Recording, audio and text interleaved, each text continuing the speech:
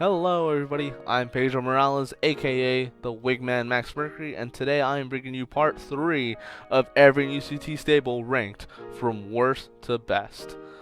So before we start, I just want to address the elephant in the room, my room.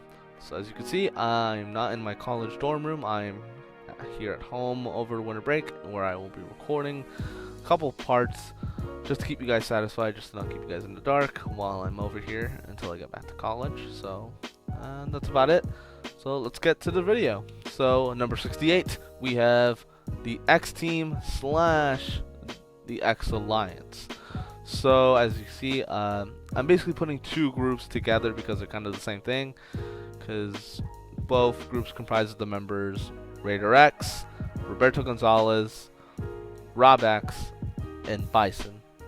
That's about it. And this stable existed in YCW, ELW, and WCA. So the reason this group is pretty low despite being two stables in one entry is because the stable didn't do much compared to when they were all individuals, if that makes sense. Like for instance, Raider X before the X Alliance was formed in WCA Season 2. In Season 1, you had Raider X in a big main event feud with Mario Sanchez. And at one point, he was even for the world title. But once that was done and the X Alliance was formed, they didn't do much. They didn't have that many big storylines. So, And then ELW had Roberto Gonzalez, who was essentially the number 2 guy of the group. Achieved success such as being Intercontinental Champion while being kind of on his own with Rob X. And yeah, that's kind of the reason why they're at number 68. I just feel like all of these individuals are better separately than together. So moving on, we have number 67. We have the Syndicate. So for any OCW watchers out there, this might be kind of controversial to the OCW owner himself. I think he might understand. But the Syndicate was a trio comprised of Caesar Dan, Greg Xavier, and Omega. So this was kind of like the first big bad stable in OCW history, because there's been a lot of main event heel stables over the course of OCW, but this was the first one. And this trio only existed for 3 CPVs. You had the Royal Rumble, where they debuted, and then you had Elimination Chamber, where each of them won titles, where Caesar Dan became world champion, and Omega and Greg Xavier became tag team champions. And then WrestleMania, they all lost their belts, and then after WrestleMania, the Syndicate was no more, because Caesar Dan left the company, and then he eventually came back, but kind of just on his own. The Syndicate was no more, and that's about it. I will give the stable this. They were able to hold all the gold, so to speak, but the short run and then the fact that most of their members, like Caesar Dan and Greg Xavier, achieved better heights, or at least were more well known for their time outside of the group than in the group. So that's about it. So number 66, we have another OCW stable. We have the Risen. So the Risen, for also anybody might know, is just kind of comprised of Ian Blaze and Brink, managed by Lilith Shade. But back in Season 2, which was in 2019, it was actually a trio formed of Ian Blaze, Brink, and Jay-Z. So this stable kind of had a little bit of potential, if you really think about it, because you had Jay-Z, who was a Triple Crown winner, and you had Brink, who came off of probably the best tag team title reign in OCW history as part of Battle Machines, and then you had Ian Blaze, who was a pretty good underutilized mid-card talent, big guy. So just kind of gone places, but they were kind of just stuck to the mid-card, and they didn't do too much. Blaze and Brink ended up winning the tag titles together, and even defeated Mario Sanchez and Adrian Destiny at WrestleMania 2 in the highest moment of the stable. But after WrestleMania 2, all 3 of them got released as part of OCW's seasonal tradition of having a reboot. So that sucks.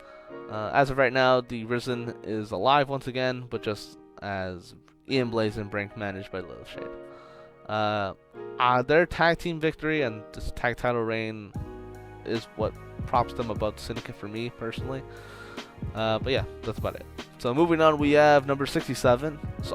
65, my bad. We have the Brotherhood. So the Brotherhood was a stable comprising of RCF originals. And to anybody who doesn't know what RCF is, it was basically a company owned by Vandy Kirigaya. So this stable comprised of Vandy himself, Max Styles, Darian Dupes, Curtis Storm, and Brendan X at one point. And but let me explain, because Brendan X is not an RCF original. So this stable had existed two different incarnations. You had one in CXW and in ENA, where CXW they did pretty good for themselves. Vandy became world champion, Max and Darian became tag champions, and they held all the gold for a little bit, and that was fine. In ENA, the identity of the stable was a little bit murky, considering at times Vandy wasn't even a part of the group, and then you had other members like Curtis Storm, who wasn't really that much of an RCF original. He was more of a WCCW original, which was another promotion owned by Vandy. And then at one point Brendan X was in it. It just got really murky. And they didn't do that much in ENA anyway. So that's about it. And moving on. For 64, we have Team TKE. So this was my bad. So this was a relatively recent stable that debuted at the beginning of 2021 at EWF New Year's Revolution, where Morgan Phillips and Kenzo Hisashi had made their EWF debut to fend off Alex Keynes during the main event of TKE versus Ron. And TKE ended up winning the match, and the Team TKE was born.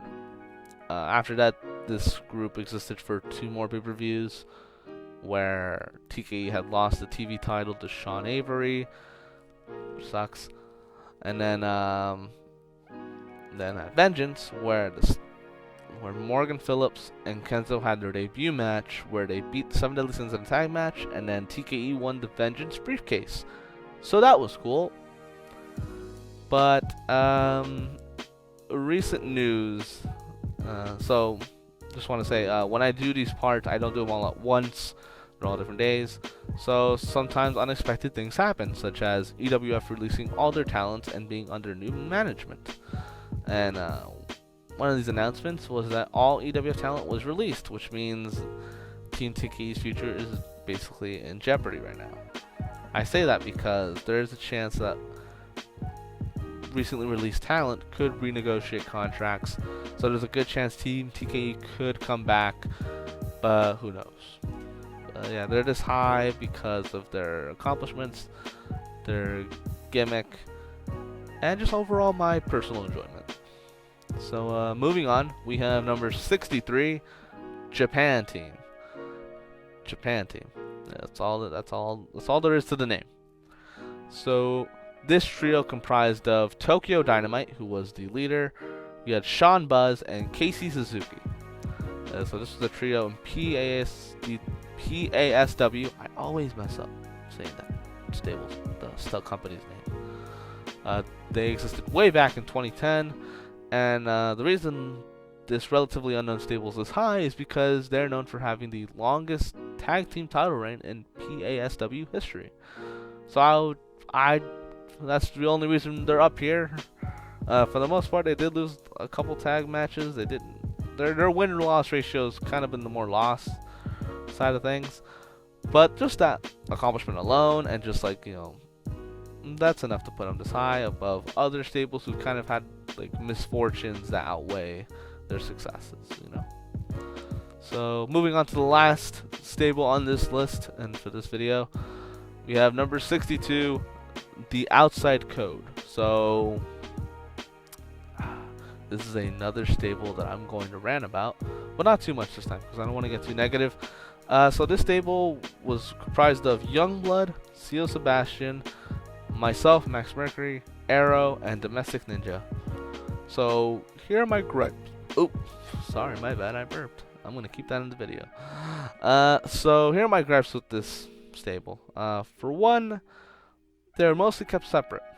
So when it came to the outside code, you had the Raw side of things, and then you had the SmackDown side of things. On SmackDown, you had Youngblood and Seal Sebastian just kind of doing their own thing, and then on Raw, you had myself, Arrow, and Domestic Ninja. So for one, we weren't really a collective. We were basically kept separate, and we didn't do much together until like one time at Survivor Series 2019 when we all lost to the 4 horsemen of ENA, Rogan Rex, Nuru, Hirosta, and Dynamite. So that sucks. At the same time, I personally never really enjoyed my time in ENA, and I feel like part of that kind of goes into why I was put into outside code, because the outside code is basically filled with outsiders in one way or another. So you had myself and Arrow, who were literal outsiders, and that we weren't from ENA originally, and we were disgruntled about our time and how we've been used, and we want to get back at the company. And then you had Youngblood and Seal Sebastian, who were homegrown stars, but were kind of just being thrown to the wayside due to circumstances, and they also wanted to get back at the company.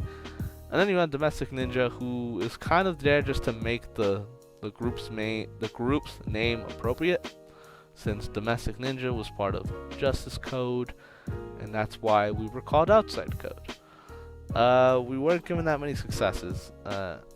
We were treated as a big thing for a little bit in 2018 before we were relegated to the Trios division in 2019, and then once we lost our titles, we had our split up angle where I was victorious.